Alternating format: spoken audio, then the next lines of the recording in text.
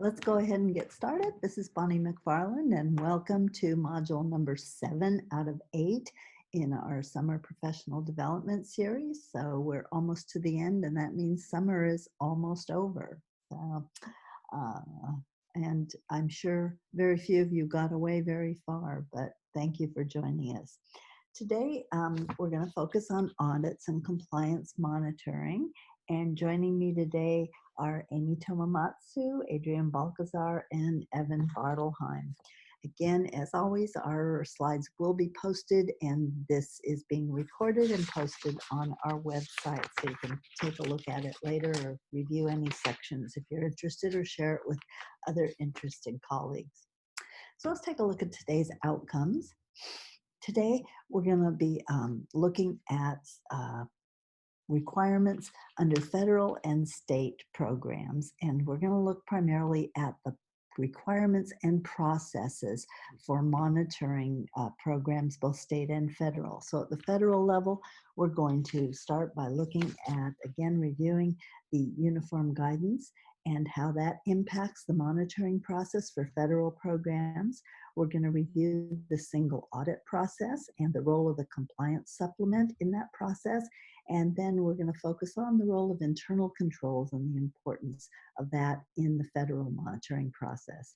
Then we're going to take a look also at state audits and the state audit process, and then finally state compliance monitoring, which includes federal program monitoring, which you all know as FPM, and civil rights reviews. So as always, we're here to support you. You'll see next month we'll be beginning our monthly meetings, and that's listed on our website, all the dates of the meetings. We sent it out earlier. We'll be continuing to provide meetings through Zoom until December, and then we'll regroup and see if we can meet again in person. And we have a list of workshops we typically have, but we'll adjust those as needed to meet your needs. And please keep in touch with us via email if you have any questions. And speaking of questions, if you would please type them in the chat box.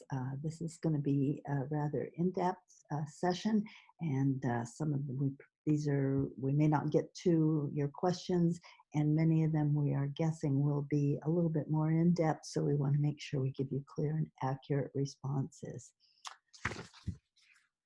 Next, we're going to take a look at just some of the oversight agencies that are responsible for monitoring federal programs and state programs and what their roles are. First of all, you have at the federal level, you have the U.S. Department of Education, and their role is primarily overseeing state education agencies. So in California, that would mean the California Department of Education is under their jurisdiction. They review programs operated by CDE. They also review CDE in terms of their oversight of subrecipients. Subrecipients are all the LEAs that receive federal grants that pass through the California Department of Education. So sometimes during a U.S. Department of Education monitoring, federal U.S. Department staff will visit local education agencies. They'll come out to districts, they've been out to charter schools, and they review the program. They're not actually reviewing the program for your LEA, but they're looking at how CDE is monitoring LEAs. If they find deficiencies in what the locals are doing, then it behooves the state to put other processes in place. So they're really reviewing the state, but it doesn't feel like it when they're visiting your school. And as I say, the findings don't go against you, they go against the state during a U.S. Department review. Another agency that has oversight responsibilities is the Office of Inspector General. Each federal agency has an Inspector General assigned, and the Department of Education has their own Inspector General's office. Their responsibilities are to investigate allegations of waste, fraud, and abuse. This is a more serious review than most of the reviews because they usually involve some sort of criminal penalties. And it's important if you get a message that the Office of Inspector General is going to come and visit, you should call your legal office immediately and take steps to put processes in place to respond to what they're requesting It isn't something that you just push away. We've heard people say, oh, I'm not sure what, I got some letter and I just disregarded it. Do not disregard letters from the Inspector General. They make their visits for various reasons. Sometimes it's something that, that some information has come to them. Sometimes it's even something in a local newspaper that they find. And there's also an 800 number, 1-800-MISUSED. And anybody in the public can call that number and report what they see as waste, fraud, or abuse in a public agency. So that's how the Inspector General gets to your door. Finally, we have the Office of Management and Budget. Their role is in establishing the regulations for federal grants, and that's what we talked about in our last meeting was the Uniform Grants Guidance. They establish those regulations for all federal programs, but they also define the single audit process. So all the requirements for the single audit, which you have annually, are defined by the Office of Management and Budget. At the state level, we have California Department of Education does federal program monitoring. There are some, although it says federal program monitoring, there are some state programs that are involved in that monitoring process, which is on-site and online reviews. All right, and I think we have, so some of the processes those agencies use are, number one, state audits. We have the state audit guide, which is for K-12 LEAs, and that reviews state requirements. Embedded in that is the Office of Management and Budget single audit, and that is for federal programs. And then we have the FPM process, which is actually looking at the school level and making on-site visits. Okay. So meeting federal requirements means several things. First of all, it means adhering to basic federal requirements in the Code of Federal Regulations, which we talked about last time. That's applicable to all federal programs. Then it involves maintaining internal controls, having and implementing required policies and procedures which are outlined in the Code of Regulations. Third, it means adhering to the specific program requirements contained in the law for each individual program for which you receive funding. And then if you receive additional grants, competitive grants, those you have to apply to the requirements of the grant application. And then finally, adhering to any additional state requirements that might apply. Okay. Last time we talked about the uniform administrative requirements, and primarily in the topic was fiscal requirements that in that webinar. For those who weren't with us, we just want to mention these again because they're going to be a big part of today's discussion. They are from the Office of Management and Budget. As we said, they apply to all federal awards. They're found in the Code of Federal Regulations, Section 200. They're based on an internal control model, and we'll be spending some time talking about what that means today.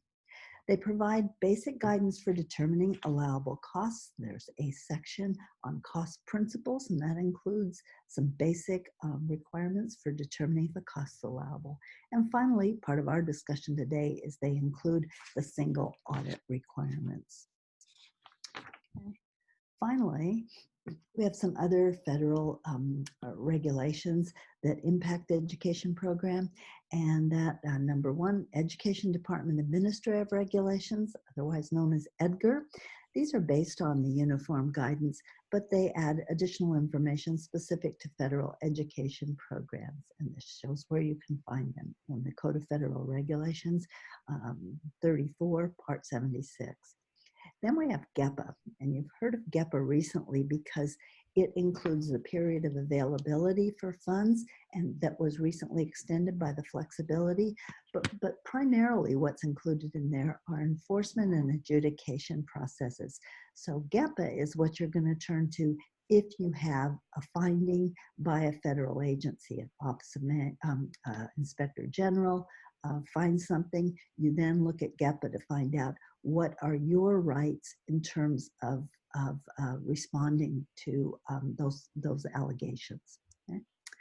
So that's just a little bit on federal, and we're going to talk about it later, but what I'd like to do is start with a look at the state audit process. And Amy's going to take us through that. Amy? Yes, thank you, Bonnie. So depending on the structure of your LEA and the responsibilities of state and federal programs directors in your district, the annual audit may or may not be something you'll be involved in. There's definitely components of the audit that you might want to have a working knowledge of. So today we're going to cover some of the basics and provide you with some key areas within the audit guide that might intersect with your work. So this is really just a high-level overview today. The audit guide is developed each year by the State Controller's Office in consultation with the Department of Finance and the CDE, and it contains the required annual fiscal and compliance of school districts, county offices, and other LEAs, such as charter schools.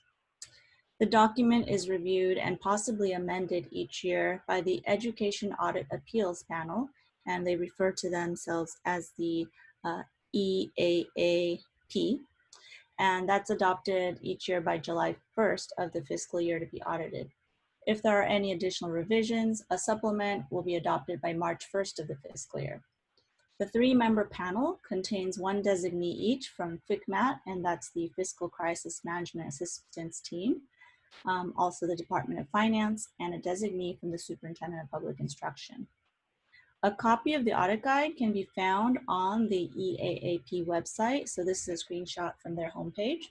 And from there, you can navigate to the audit guide and download a copy, which is available in either Word or PDF. And they usually keep a copy of the current year and the prior year's audit guide. Next slide, please. And I also want to share this, this is a screenshot of the State Controller's Office website. Here, there's many links to resources about the audit report submission guidelines. So, you know what, the link to the actual website is on a different slide, but this is a screenshot. I'll point out the link, I think is in a few slides. Next slide, please. The audit to be completed by December 15th in the current year is always a look back at the prior fiscal year. So the timeline can be confusing because we're talking about 2 things. We're talking about, in purple, you see the development of the audit guide for next year, and in black font, you see what's happening this year in terms of the review of the prior year. So this is a sample timeline that attempts to illustrate that. You see the release of the audit guide for 2020-21 at the start of the fiscal year, and a supplement which contains any revisions that they need to make. That's released by March 1st. And that 2020-21 audit guide is the one that would be used by auditors in preparing the audit report for submission the following year in December 2021. But the December 15th, 2020, January 31st, 2021, and March 15th dates are the dates related to the audit of the 2019-20 fiscal year using that 2019-20 audit guide that was released the prior year. And for some more information on those dates, to see that, we've included the link to the CDE webpage. Next slide. For audit submission, again, those reports filed each year by December 15th, the LEA will submit the audit report to 3 places: the CDE, the SCO, which is the State Controller's Office, and the county office. Your independent auditors involved in that process of submission. And there are a couple related links here that describe that submission process. The entire review process typically concludes by the end of March. And there's that link to the State Controller's Office that I mentioned a couple slides ago, which is that sco.ca.gov. Next slide, please. California Education Code 41020 is where you will find the requirements around the audit and the details around the timelines. Auditors will use the audit guide to perform the audit and prepare an audit report. When you look at the completed audit report, you'll see the following 6 components identified on this slide, and additional details around what is contained within each of these components is included at the beginning of the audit guide. Next slide. This screenshot is of the contents included in the audit guide. And as you can see, the guide is divided into sections based on the type of LEA. The first grouping is for LEAs other than charters, meaning that those areas of the audit do not apply to charters. The second grouping in the middle is for all school districts, county offices, and charters. And the third and final grouping at the bottom is a list of areas that are audited only for charter schools. We've pulled out 5 areas, and they're shown there in red, that might be of most interest to those involved in state and federal programs. For many of these areas, auditors will perform an audit on a representative sample to achieve a high level of assurance, and that's typically the sample size, typically based on your ADA. So we're going to take a look at each of these 5 areas just to kind of give you an idea of what types of things are looked at by these auditors. Next slide. So we'll start with the SARC, and for the SARC, the auditor is looking at what you might recognize to be as Williams requirements, reports on teacher misassignments or vacancies, the facilities inspection tool or FIT tool that reports on safety, cleanliness, and adequacy of school facilities, and the availability of textbooks and other instructional materials. So they will want to see a match between your own internal records and the reports of what was published in SARCs. So the question here is, you want to make sure you have the proper backup for the numbers that are reported. Next slide. For the comprehensive school safety plan, auditors will verify that there's a process in place to ensure that schools have a comprehensive school safety plan, and that the schools adopt or review and approve that plan by March 1st each year, and that those plans are submitted and then approved by the district or county office. So they're looking at those specific things, and if any of those, if the district's not able to ensure that is happening, then there would be a finding in the audit for those pieces. Next slide. So for ACES programs, the After School Education and Safety, there's a list of items that are audited for LEAs who run an after school program component, and another list for those that run a before school program component. In general, they're looking at your policies and procedures and written records that match what was reported. And these would include areas such as the early release or late arrival policy, and then they'll verify that reasons stated on attendance records for any less than full day attendance match those policies that you've included. They'll also want to see that they can match reported daily attendance data to its originating written records. And they will also determine whether the LEA has a process or procedure for priority enrollment, and that hours of operation are also following the requirements. For some of you who may have been audited through FPM might recognize very similar elements being reviewed there. Continuing on with ACES, the next slide, we have some general requirements, and these are some general fiscal components to ACES programs being audited. These include the review of cash or in-kind contributions, adherence to indirect cost rate limits, the cap on administrative and indirect costs, and the requirement for 85% of program expenditures being tied to direct services to pupils. Next slide, please. For the local control funding formula, they take a look at the unduplicated count. And so this slide really only presents information to provide a basic understanding of this area of the audit. The actual audit guide really has a lot of detail for those who want to take a deeper dive. But for today's purposes, just wanted to share that the LCFF unduplicated count, auditors will obtain a copy of the CalPADS report 1.18. And for each student on the list that they obtain, they will take a sample of the students that are listed as free and reduced lunch price meal eligible and verify that the LEA has proper supporting documentation. They do the same also for students identified as English learners. And if the auditor finds that any of the counts were inappropriately reported, they will report a finding and for the method of determining, and they will look at the method for determining the total impact of the finding on the LEA, including the estimated dollar impact. So taking a look at whether or not those numbers are accurate, which of course then has implications for LCFF funding. Next slide, please. The last area of the audit guide that we're going to go over today is the local control and accountability plan. Auditors will obtain a copy of the LCAP and select a sample of actions and expenditures in the annual update and examine supporting documentation to determine whether those were consistent with the actual actions and expenditures. In addition, auditors will review evidence that would ensure that the LEA was compliant with some of those other specific LCAP requirements. And so for those, for the Parent Advisory Committee and English Learner Parent Advisory Committee, evidence reviewed might include things like agendas, minutes, or sign-in sheets to have evidence that those committee meetings did occur and that the LCAP was presented. For the notification to the public about the opportunity to submit comments, evidence might include a copy of the public hearing notice or request to include that information in the newspaper.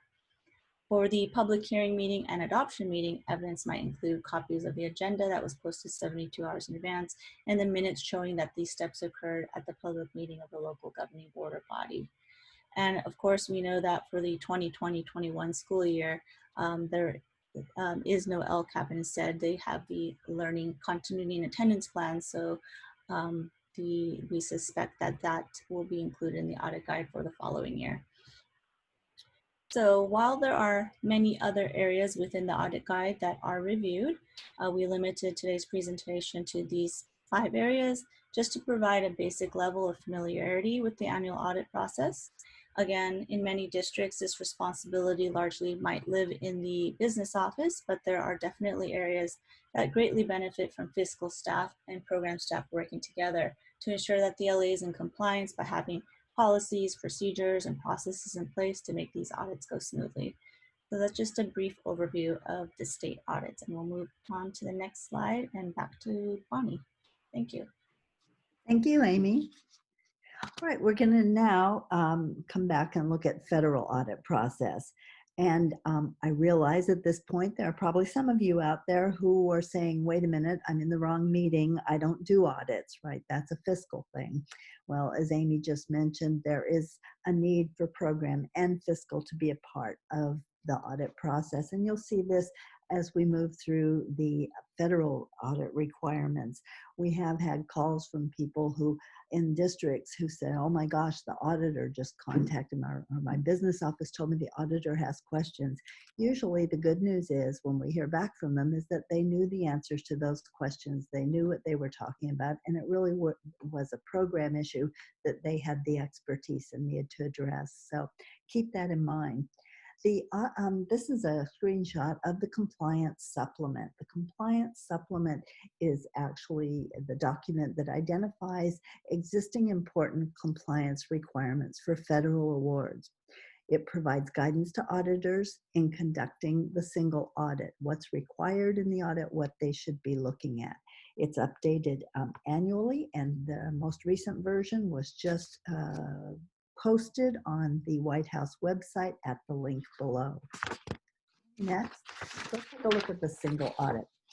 Single Audit Act was established in 1984, and it established the requirements for audits of states and local governments who administer federal financial assistance programs. So it's all for states and local agencies.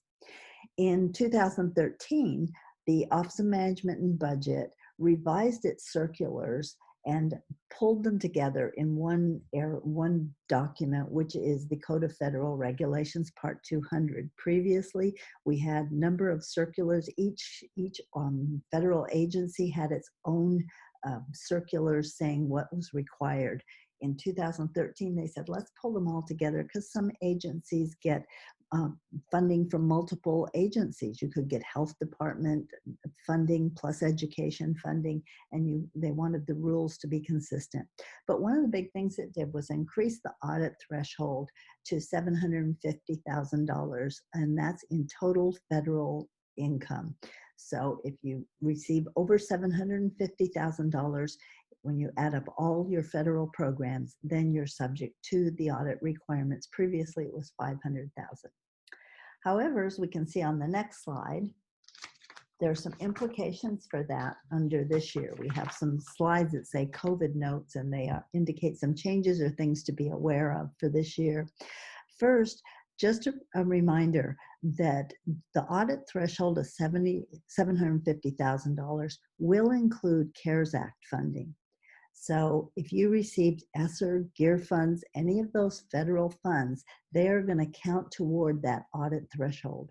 This is important for smaller LEAs or LEAs that don't receive a lot of federal funding and may typically fall under the $750,000 threshold. So the new CARES funding could push you into that audit threshold requirement. So keep that in mind. If you weren't previously subject to it, you might be subject to it this year. And following on that, CARES Act funds, the ESSER and GEAR funds are subject to the single audit process. So the audit guide is being revised currently, which will look at this year's programs. Again, just as in the state audit guide, we're looking backwards, but they're considering what will be included. And ESSER and GEAR are subject to Office of Management and Budget requirements, all those requirements in the 2 CFR 200 apply to ESSER and GEAR funds. OMB issued a memorandum back in March, and it extended the timeline for LEAs to file their single audit reports. They extended it by 6 months from the normal due date. So according to the according to the State Controller's Office, that means that your 18-19 reports are due September of this year, but your 19-20 audit reports are not due until September 30th, 2021. Okay. Next slide. Some more COVID funding information. The Office of Management and Budget is working now regarding CARES funding and any other upcoming COVID-related funding that might be provided to districts, and they're looking to see how that's going to be addressed in the audit guide, and that will be included in the supplement. So that isn't in there now. We know it will be included. We just don't know what those requirements will be yet. All right, so let's take a look at federal audit requirements. And they are actually outlined in the Code of Federal Regulation, and they say what auditors need to be doing, what they're required. First of all, they're saying the auditor has to understand and test the LEA's internal control system. So there's a requirement. We're going to talk about internal controls a lot, but you can see it's the first thing auditors are asked to do. They're also asked to perform procedures to determine if the LEA has complied with federal statute, with regulations, with the terms and conditions of the award. They also are required to follow up on any prior audit findings. So if your LEA had audit findings previously, that will be part of what they're reviewing. And then they need to report those findings, and the same as the state audit report, it goes to CDE, the state controller, and the county superintendent of schools office. Okay. Next, we'll look at the uniform guidance also specifies the requirements for reporting those findings and what auditors must include and what they must report.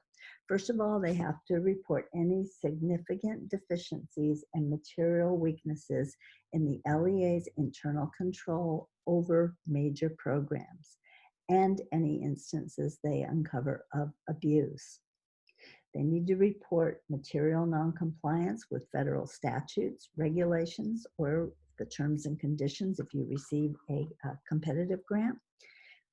They must report any known or questioned costs that are greater than $25,000. So anything that's questionable over $20,000 must be included. They have to report any known or likely instances of fraud that are uncovered.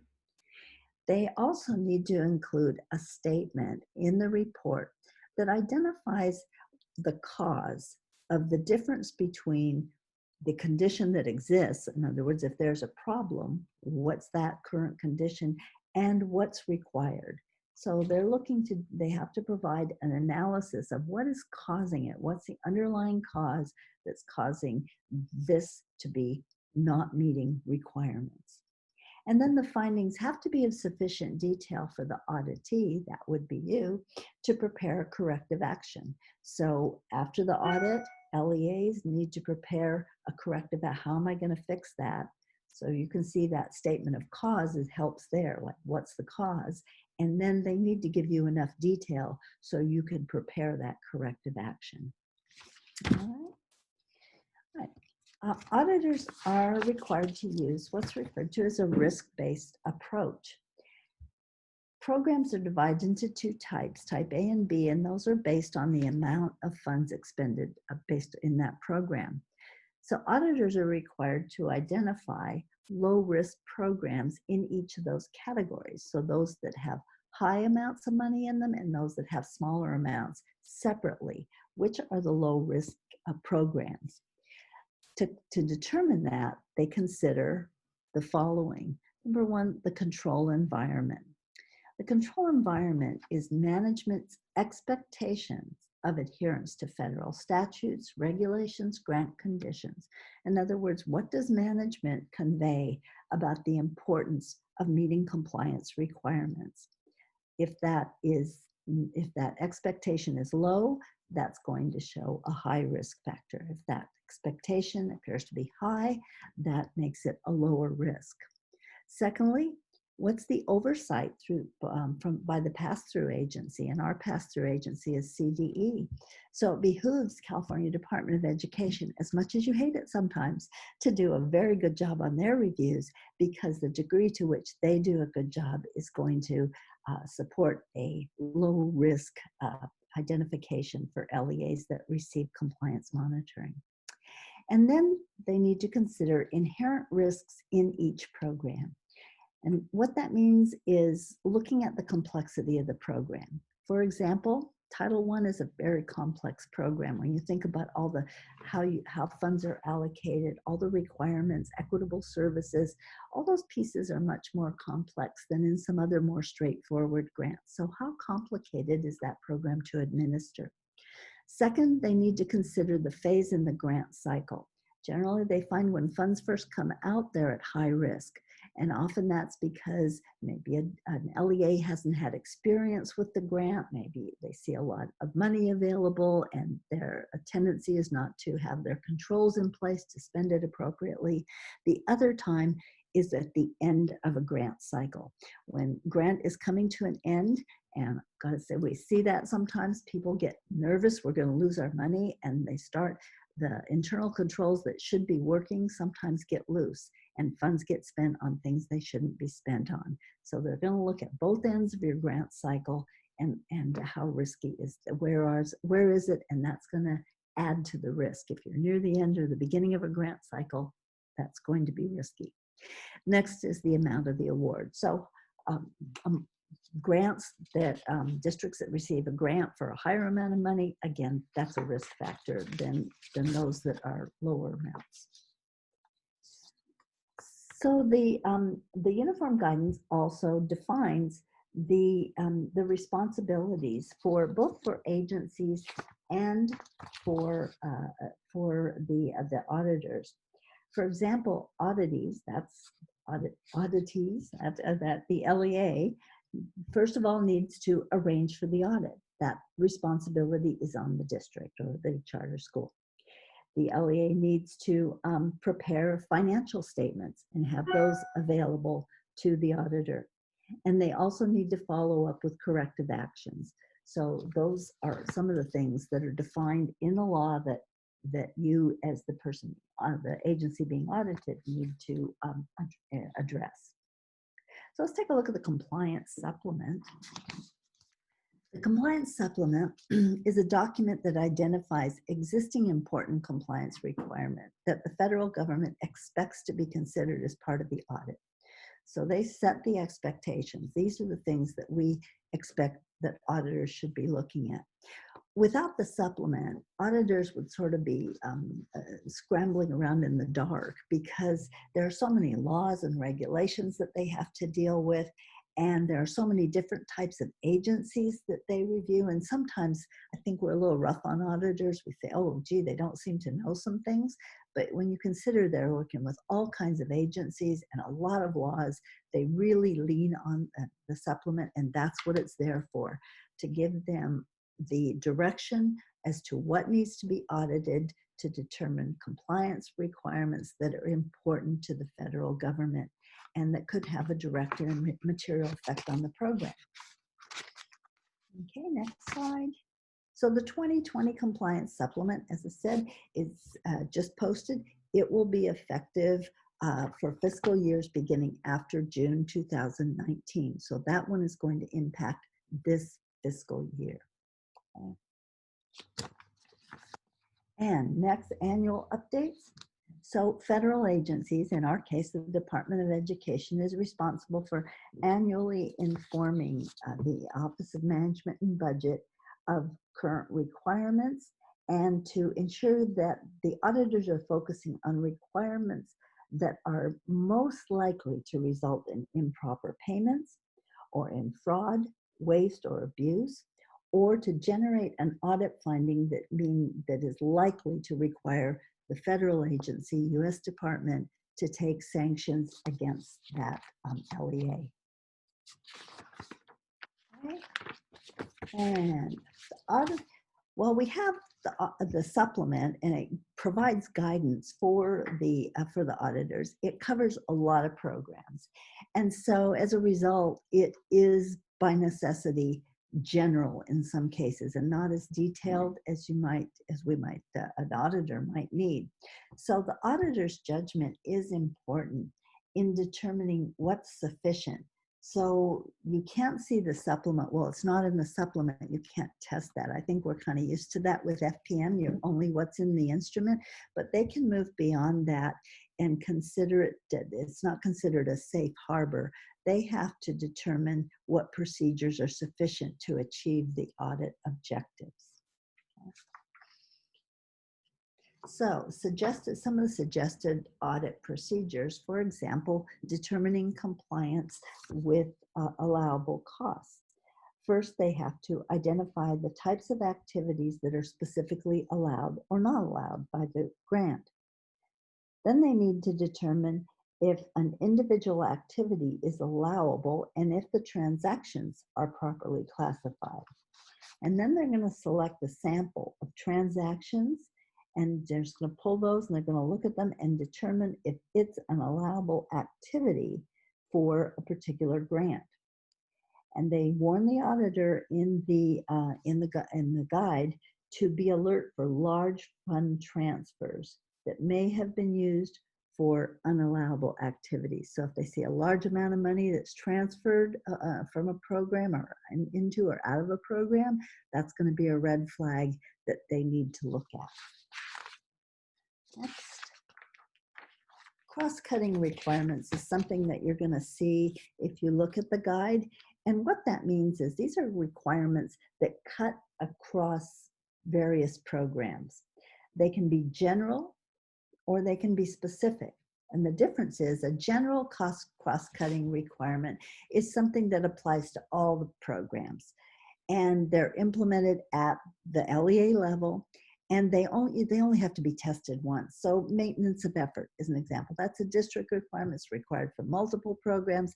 They're just going to test it once. They don't test it for every program.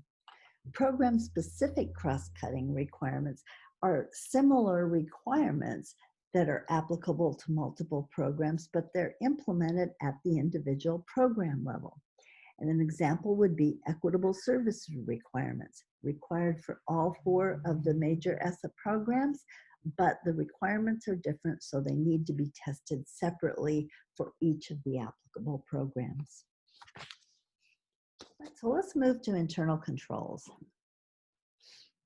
We've mentioned previously that internal controls and that they form the basis for federal monitoring. And now you're also going to see them significantly involved in state monitoring.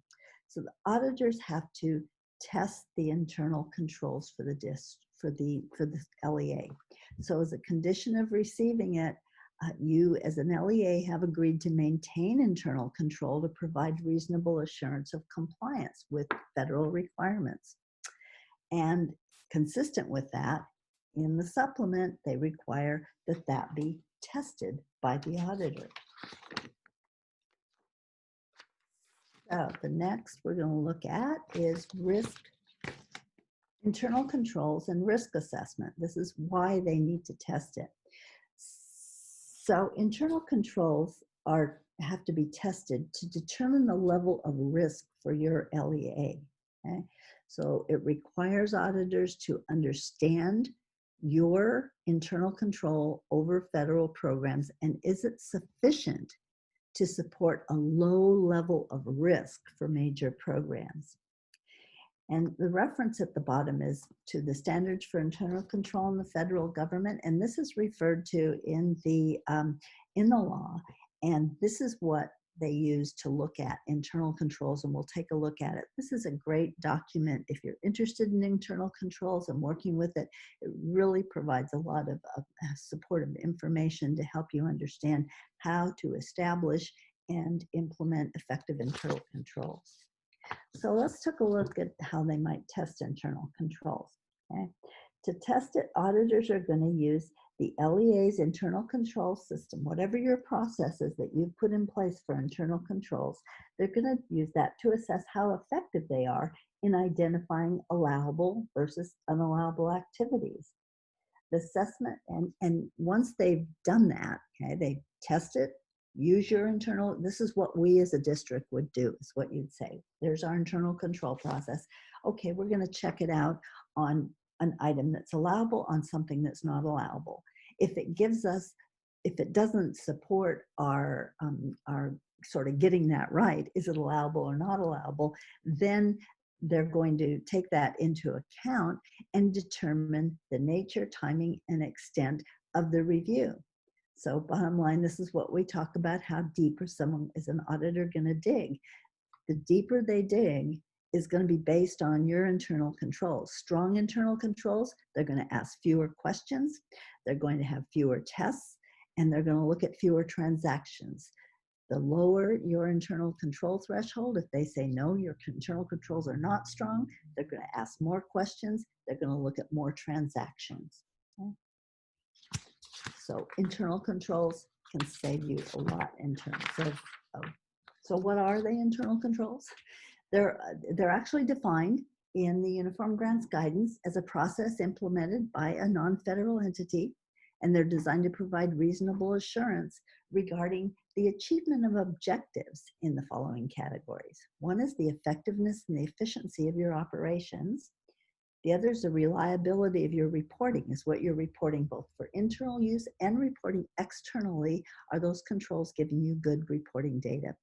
And they also need to support compliance with laws and regulations. So the components of internal controls, there are 5 components. And again, these are described in depth in the Standards for Internal Control. This is also referred to as the Green Book sometimes. And they include the control environment. They include, which is your general operating management's understanding of the requirements, a risk assessment, control activities, include information and communication, internally and externally, and your monitoring process. The next slide provides a page from the actual Standards for Internal Controls, and it gives more in-depth information on each of these. So control environment's the first one, and it refers to the degree to which management and leadership demonstrate a commitment to integrity and ethical values, and its commitment to oversight and holding people responsible for internal control procedures. So what is reflected from management, from leadership, in terms of their value of implementing compliant and effective programs? The second is a risk assessment. And a risk assessment refers to the process of identifying and analyzing the agency's potential for risk of not meeting objectives and of misuse of funds, including fraud. So how risky, what are the risk areas? And LEAs are asked to identify their own risk, because a risk for one agency may be different from another. And that may have to do with the size of the grants they're getting, changes in staff. What are the things that might cause things to go wrong? You know it best. You live in that district, you live in that charter school. What are the potentials for risk? And that's the second step in internal controls, is identifying that. The third step are control activities, and those are activities designed to achieve the program objectives and respond to risk. So there's three things you want to, first of all, you want to prevent, prevent something from happening that shouldn't. You want to prevent a non-compliant activity. And then the second, you need to detect it if it is. So control activities should put in place procedures to prevent people from doing things wrong. Your system should prevent that. They should also detect it when it does go wrong. How do you know? How do you find that out? And then they need to correct it. So what happens when things go wrong? Because they do, okay? What's your process for fixing it and ensuring it doesn't happen again? Information and communication both include internal and external communication, and those systems to communicate the agency's objectives and the agency's control activities. So how well is information communicated, not just with memos down to people, but how well is it communicated across divisions, and how do people report things going up the ladder? All right. Next is, finally, this is how it should all come together and achieving your objectives through internal control. First of all, LEAs need to identify what are their objectives, what are your goals. That should be included in your mission, vision. What is your agency designed to accomplish? Secondly, designing controls to make sure that happens. What are the things we need to have in place to ensure we actually meet that? You design them, then you need to put those controls in place. And ideally, we should end up with your objectives achieved, funds used appropriately, and a great audit, right? I'm going to turn you over now to Adrian. Whoops, no, I'm not. All right, before I do that, just, you might say, well, where do I start? I don't know where to start looking at what needs to be reviewed. First of all, we have our monthly compliance checklist some of you get, and they put every month, what are some things you might be looking at? That's one thing to look at in terms of identifying risks or areas of need. Also, you'll see later, Adrian's going to share a summary of frequent non-compliant items. CDE does that every year. That's a good place to also start to look at what needs to be monitored. The FPM instruments also identify areas that are going to be reviewed through CDE. And then your consolidated application includes legal assurances, and those legal assurances include things that the district has agreed to for a federal program. And finally, USDE documents and grant applications also include areas that need to be monitored. All right. All right, now I think I'm turning it over to Adrian, who's going to take a look at our California FPM system. Thank you, Bonnie. Good afternoon, everyone. And, you know, I'm glad that internal controls came up right before FPM, because remember, federal program monitoring is a process, and it's utilizing that internal control so that if you are selected for an official FPM review, it will just be a matter of collecting evidence and showing that to your CDE reviewer. So we know the purpose of the FPM review is to verify that your federal programs meet the legal requirements. Each program has its own program instrument, and the FPM process addresses not only compliance, but program effectiveness. So you want to know if the things that you've implemented in your program, are they working? And are you getting the results that you are desiring? And so keep in mind that these program instruments do not include all the legal compliance and assurances requirements. Remember that this is like the minimum test to see if your program is being implemented correctly and in compliance. But again, just because you don't see something in the instrument does not mean that it doesn't exist or that you do not need internal controls. So the FPM the process is a process. It's just not an event. There is the district has a responsibility to meet federal requirements by developing and implementing programs that are compliant. And the state has a responsibility to monitor the LEA as per the federal government. So these reviews may take place in person or online. This is the FPM cycle schedule by school year. As shown, you can see for each LEA, the cycle is every 2 years, either online or on-site. All the LEAs in the state are placed in one of 4 groups, either in cohort A, B, C, or D. So as you can see, for the 2021 school year, Cycle A is up for an online review, and Cycle C is up for on-site review. So do you know which cohort you belong to? This year's LEAs and are selected here, you can see are highlighted in yellow. You can also see how the state groups the LEAs by region, such as the Antelope Valley, San Gabriel Valley, and such. Here are the programs that an LEA may be selected for during an FPM review. Please note that the 2 in bold are the disaster recovery monitoring, and the school support and improvement instruments have been newly added this year.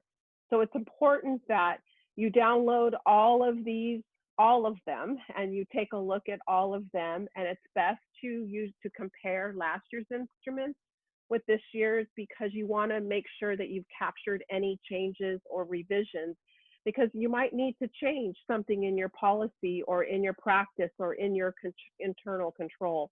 So it's important that you always stay current every single year with these programs. And the link at the bottom here is for the direct link to your program instruments.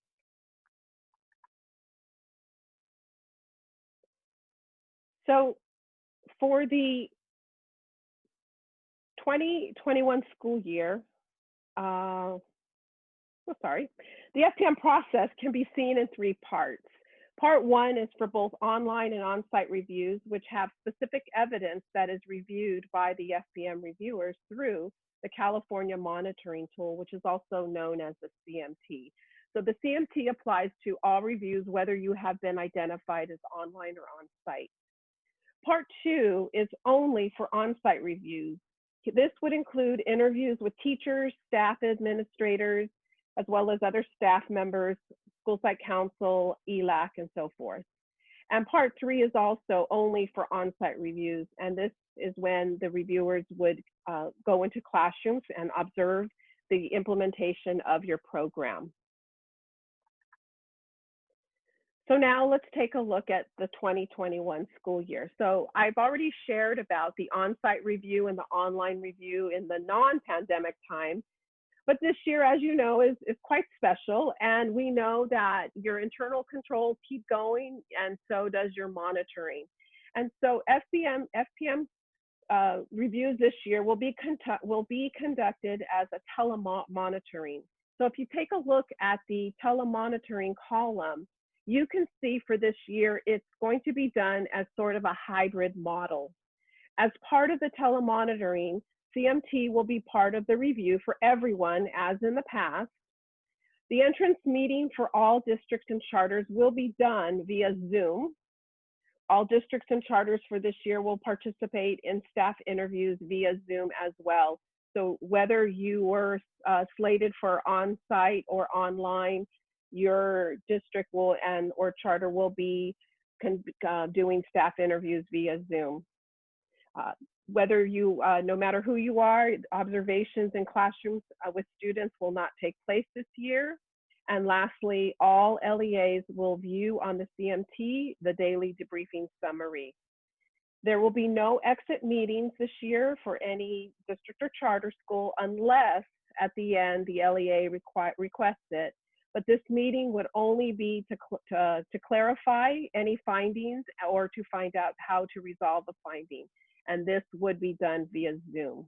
So this is important for those of you that have been identified for a review this year to understand how it's going to look from past experiences. Let's take a look at how FPM selection happens and what criteria is used. So it uses risk factors.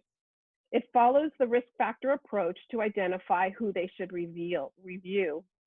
CDE considers the fiscal analysis of the level of support and the history of compliance. The fiscal analysis might include any high carryover or high per pupil allocations, or perhaps you've had a single audit finding that puts you on the radar. For the level of support, this would be LEAs that are in Tier 2 differentiated assistance or Tier 3 intensive intervention. And lastly, they'll look at compliance history, either the results or the frequency of previous FPM reviews and audits. All of these will be taken into consideration as to whether your LEA is selected for an FPM review. So in this process, there is a timeline of the actual FPM review. If you are identified, you're given a date of when this review will take place. So you can kind of look at it as that it happens in 5 phases. So the first phase, once you know you've been identified, is after you look at all of your instruments and you see what evidence needs to be collected, you need to collect the evidence. And so what's helpful is to find a common location, perhaps a server or Google Drive, somewhere where you can collect it all. And then the next phase is the internal evidence review and the CMT upload. So at this point, the LEA would need to internally look at all of the evidence that's going to be uploaded before putting it up, because you want to make sure that it's directly giving the reviewer exactly the specified evidence that's being requested. And just to note that when you're working with CMT, you have a 30-day deadline prior to your scheduled FPM review date. So everything has to be uploaded 30 days prior to your date. The next phase is phase 3, and this is where the CDE reviewer starts to look at the evidence. And at this time, if you are reviewed, you would want to take this time to prepare for the on-site visitation. And in this case, for this year, you would be making sure that you are coordinating with your sites as well as the district, any of those Zoom interviews that are going to be taking place, as well as that opening district meeting, and making sure that you have all that coordinated prior to your date. And phase 4, CDE's on-site visitation or the online review. So during those dates, that's what's going to be happening. And then the last phase is at the end, at the exit meeting, you will be notified if there are any notification of findings. And if these findings are given to you, you have a timeline that you have to follow to resolve them. So it doesn't go away just because that date ends, it can continue on. And just so you know, if you look on the CDE's webpage, you can find that there are some districts that are past 265 days, I believe, and you can take a look and see some, unresolved issues that are still kind of out there. So it doesn't go away.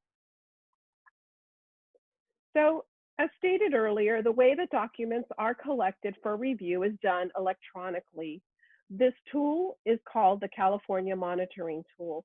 And as we know it as the CMT, it's a web-based tool which allows an LEA to upload all the required documents needed for program monitoring, as well as communication with CDE.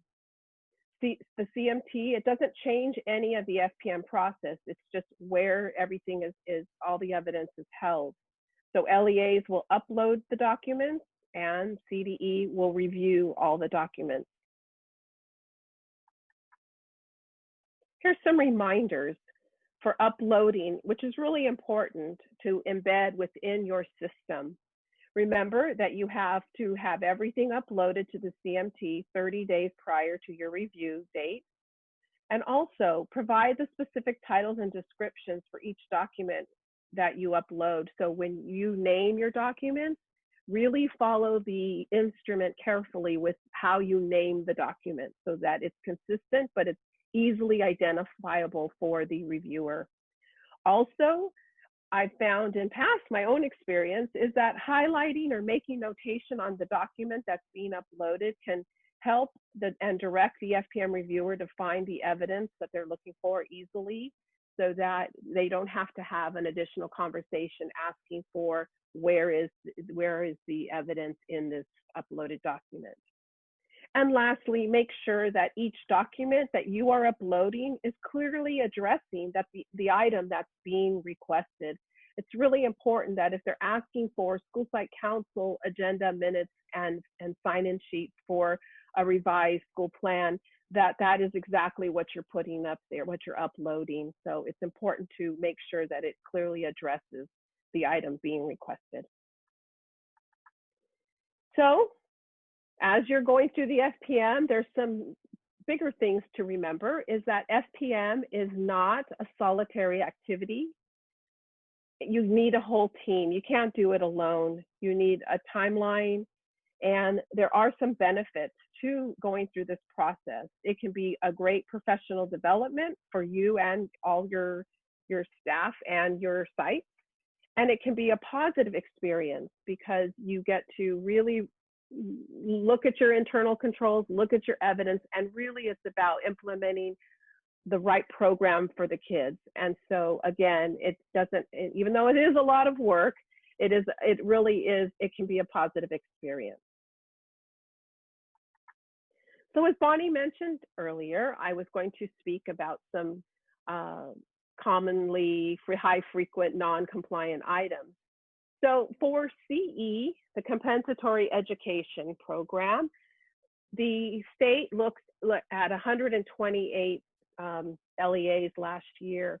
And these are the top 5 that keep coming up. And so in looking at these, you can reflect upon your internal controls, your system, your processes, your policies to make sure that you would not have a finding in this particular item. So the top one seems to be CE 10, where 39 out of 128 LEAs had a finding in how the LEA disperses funds consistent with CARS. CE 2, right behind it, is 34. This has to do with the school's parent and family engagement policy. CE 18, 31 findings, which is the school site evaluation of program effectiveness. CE 5, there were 21 LEAs that having to do with school site council composition. And CE 13, there were 18, and this has to do with time accounting and the LEA administrative charges. So you can see how these are the top contenders of findings in terms of the compensatory education program. CDE also let us know what were the high frequent non-compliant items for EL, and this too was a program that they looked at 128 LEAs. And because some of the items in the CE instrument and the EL instrument are kind of piggyback from each other, or they're intertwined, they have to kind of look at the two, together, or, if you're selected generally for the CE, then you're usually for the EL as well. So the highest one was ELD. And so 64 findings, or 64 LEAs had findings out of 128. EL1, 48, and this is for the English Learner Advisory Committee. 46 were identified for EL3, which is the EL identification and assessment. For EL10 reclassification, there were 45 LEAs identified, and EL15, there were 41 LEAs identified that were not in compliance with access to standard instructional program. Also in other programs, there was the top one for each of these. In UCP1, there were 33 findings out of 49, 33 LEAs out of 49 LEAs that had a finding in policies and procedures. In fiscal monitoring 1, out of the 59 LEAs reviewed in this program, 32 LEAs had findings in timekeeping requirements. In education equity, there were 29, and this had to do with prohibition of discrimination, harassment, intimidation, and bullying. In the expanded learning program, EXLP 9, 10 out of the 33, there were 10 findings for funding direct services to pupils. And in PE 6, having to do with pupil exemptions, 9 findings or 9 LEAs out of the 28 LEAs that were reviewed. So I want to specifically talk about fiscal monitoring. There's some added significance to this fiscal monitoring that deserves some highlighting. So we know that the fiscal monitoring review focuses on the fiscal aspect of accountability. So you want to make sure that you have all of these areas, you know, your system of internal controls as well as all your policies and procedures in place. And so in fiscal monitoring, we see that they're looking at what's your system that you have in place for time and effort requirements, for allowable costs, supplement not supplant, cash management, funding, and reporting. So it's important that we see, because we sometimes see, you know, findings in travel or conflict of interest. So we want to make sure that you know that what's your Title I allocation methodology, or what's your equipment control with your equipment inventory. So all of these processes are embedded within this review of fiscal monitoring. I also wanted to point out the uniform complaint procedure. This sometimes tends to have high non-compliance. And so remembering that the uniform complaint procedure, that this applies to the federal and state laws for programs. There are 22 programs and activities that this applies to. So sometimes we know that there's some violations of laws, but it needs, for the uniform complaint procedure, it does need to fall within those 22 programs and activities. And so the UCP, otherwise known, complaint is a written and signed statement that alleges that there's been a violation of select federal and state laws. So this is important to see how this is part of your audit and accountability. What is your system in place? So if you take a look at the actual instrument, you can see that it's looking at the policies and procedures, looking at annual notices. How do you inform people that of their right to have to know the process about the uniform complaint procedure, the investigation of complaints, what is your evidence, what's your system, and when you do get UCPs. And so also too, in the UCP 4, 5, and 6, it's directed towards the Williams complaints, and that your families and staff and your community know the policies and procedures, classroom notifications, and the complaint form itself. So some other considerations with the uniform complaint procedure, you know, this is kind of an ancillary role in accountability. So we want you to keep in mind that the UCP was put in place as a safeguard for LEAs, because it allows complaints to be resolved at the local level. And so it's really not something to be feared, but really to just have that system in place so that things can be resolved at a local level and not have to be taken up any further or legally in a legal way. So so again, just making sure that you have you can see how all SPM is kind of just capturing the accountability that you already have in place. And so it's just showcasing the processes that you have in place. And so now I'm going to pass it over to Evan, who will continue with education equity. Thanks, Adrienne. Good afternoon, everyone. So like UCP and like fiscal management, the education equity, FPM, is another area of monitoring with which we believe state and federal program directors would benefit from some additional understanding. So on this slide, you'll see the FPM instrument items for education equity. And just so you know, the purpose of the education equity FPM is a review to ensure that LEAs meet their legal obligations to provide a discrimination-free learning environment. It draws its legal authority from multiple sources, including Ed Code, California Government Code, the California Code of Regulations, as well as the Code of Federal Regulations. And LEAs are selected for this FPM based on a few criteria.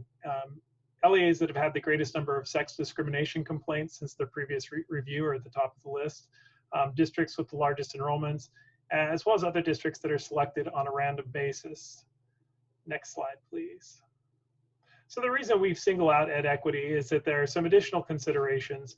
One of the reasons, and very similar to UCP and fiscal management, this is an area that oftentimes will slip between the cracks.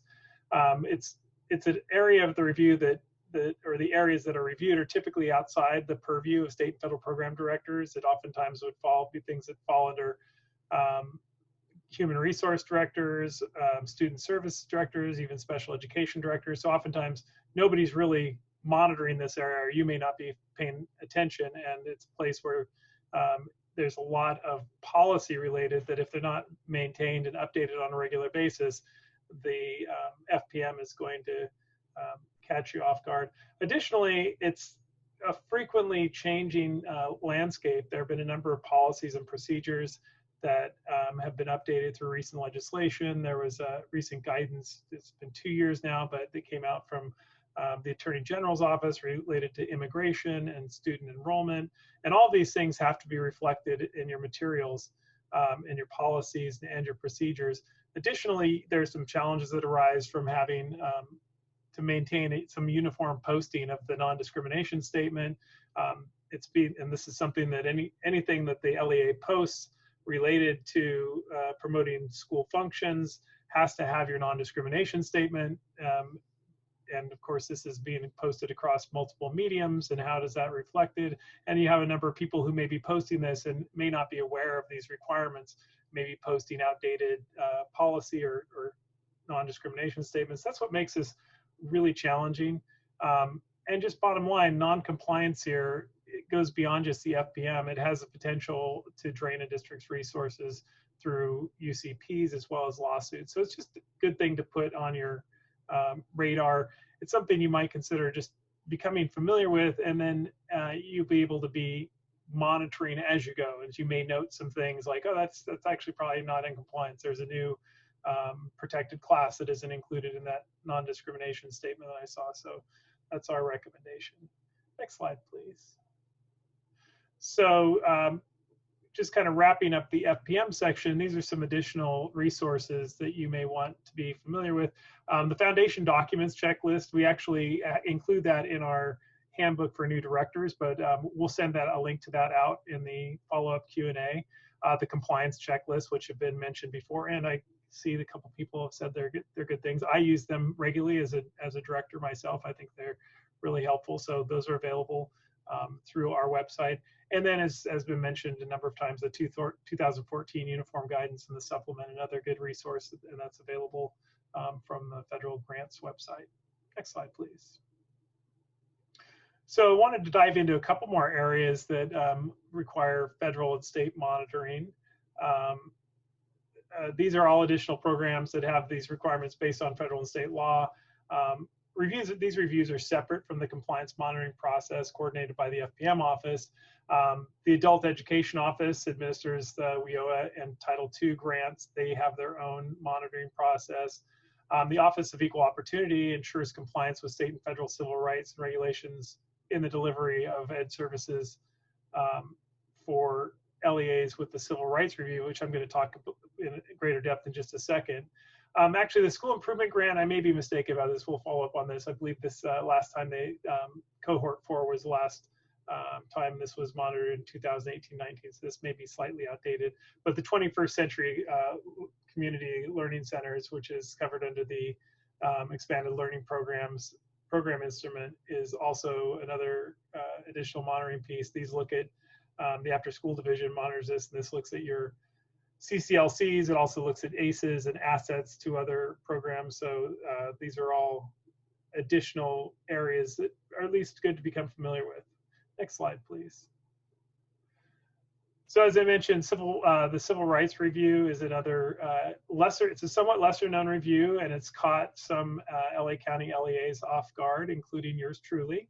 So there's a federal law that requires the CDE to conduct on-site reviews each year 2.5% of federally funded subrecipients receiving CTE program that have offered CTE programs, excuse me. So it's a maximum of 25 schools, and if you find yourself in this cohort of 25 schools or districts, you'll also be subject to a district level review. The CDE identifies these schools with CTE programs that they feel may benefit from on-site review, and they do this by using data. They compare the CTE programs with the regular school district's student population. They compare race, sex, disability status between those two, and they look for disproportionality. So the purpose, as noted here, is to ensure that policies, procedures, and practices related to CTE programs meet the civil rights laws. Additionally, they hope to provide technical assistance to LEAs to provide assistance with best practices in civil rights and education equity. This was a relatively new program, and I will say, having been through it, while the purpose is to focus a spotlight on access to CTE programs, the reverse is also true. In looking at this data, you're going to realize there's a lot about civil rights that are applicable to all of your programs, and I think that's why we wanted to bring this one up in particular as relates to education equity as well. These are things that may not be on your radar, but can have a significant impact with regards to time and effort that you're going to put forward to address these or to correct some of the findings that may come up. Next slide, please. So as you'll see here, LEAs that administer the CTE programs must meet some certain civil right requirements, and the CDE has regulatory responsibility to ensure that all students have access to CTE programs in the California public secondary schools. The CDE is required to adopt a civil rights compliance program to identify, remedy, and or prevent discrimination in CTE programs offered and administered by LEAs. And parallel citations of state civil rights laws and regulations are provided to ensure that all students have access to the programs. So they're not just looking at the federal regulations, they're also looking at the state regs. It's important to note that the Civil Rights Review is separate from the Carl Perkins CTE Improvement Act. CTE has its own instrument in FPM, so these are two completely separate entities. So you may be selected for a CTE review as part of your FPM. That isn't necessarily this, or you can be, my district was singled out. It wasn't even a regular FPM year. We just were tagged for this based on data that we got back. And so we went through the Civil Rights Review exclusively. So as noted earlier, the Office of Equal Opportunity administers this process. And just so you know, the statutory authority for conducting this review comes from several sources, some well-known federal legislation, including Title VI of the Civil Rights Act, the Americans with Disabilities Act, Title IX, Section 504 of the Rehabilitation Act of 1973, as well as California Ed Code and California Code of Regulations. Next slide, please. So their program instrument for 2021 has not been made available yet. As you'll note, on the October 2019, this was the last Civil Rights Review instrument that was posted, so we would expect to see an updated version coming up in the fall. But prior year's items, including 2018-19, included items such as the non-discrimination notice, identifying persons responsible for 504, Title II, Title IX, and California Code of Regulations, who's responsible for those items, annual public notification, the grievance procedure, the recruitment, promotional activities, admissions, and student eligibility for programs, limited English learner admissions, services for students with disabilities, as well as a number of items on facilities and construction of new facilities. So it goes into a lot of areas that really under civil rights, ADA, things like that, that will keep you really busy. Having been through it, it's a very demanding process, although I learned a lot and they were exceedingly nice. So that kind of just wanted to put that in your radar. I think there may be a few people here who've experienced this review, but it's not really well known, but it can, you may be subject to it. Next slide, please. So just in wrapping up for the day, we just want to note, Bonnie mentioned earlier, this Thursday will be our final summer virtual PD series. It's at 3 p.m. and the topic, it's a hot topic, we know, equitable services, and we'll tease it a little bit. We have some new insights, so we'll be sharing that with you on Thursday.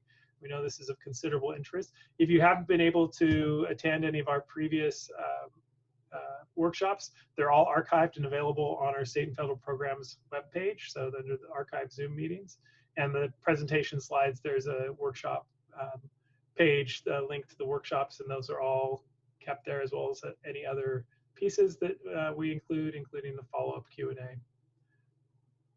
Next slide, please. So if you haven't already, if you have additional questions, please post those in our chat, and we will make sure we get back to you with our upcoming follow-up Q&A. We're actually consolidating the Q&A because there's a series of 8, so we're putting them out on a weekly basis, and we will definitely make sure we get the all eight Q&A shared with you. It's kind of an ongoing process, but we'll share last week's. I believe we're through 6. We should get that out sometime in the next day or so. But if you have any additional questions, please post those here. And next slide, please.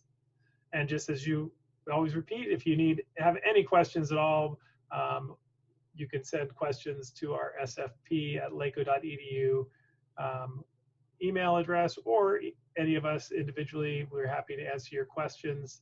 We share those, look at those as a team. We get a lot of great questions there, and we're happy to answer everything that comes in. And we'll leave the chat box open for a little bit longer. We thank you for joining us today. We hope to see you on Thursday.